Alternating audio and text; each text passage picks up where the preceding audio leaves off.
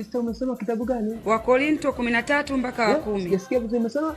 Wakorinto 13 mpaka wa 10. Aha, ngoja niangalie. Mbona sikioni? Ulisema kitabu gani? Rudia. Wakorinto 13 mpaka wa 10. Wakorinto 13 mpaka wa 10. Haya, ngoja niangalie. Au huku mwanzoni? Mwanzoni hakipo au mwishoni?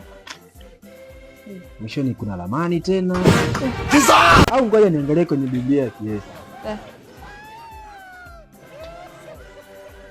Biblia yake naona Yesaya. Nyingine nini? Ifipigo ndo matendo Yohane. Sasa Yohane. Ila yote kwa yote jamani, tusome Biblia.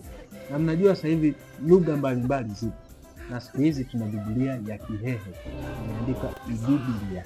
Mbona ambayo inapatikana hapa ofisi kuu za Dayosisi ya Iringa, kwa maana kanisa la Kiinjili la Kilutheri Tanzania. Kwa shilingi 20,000 tu unapata Biblia yako. Karibu sana.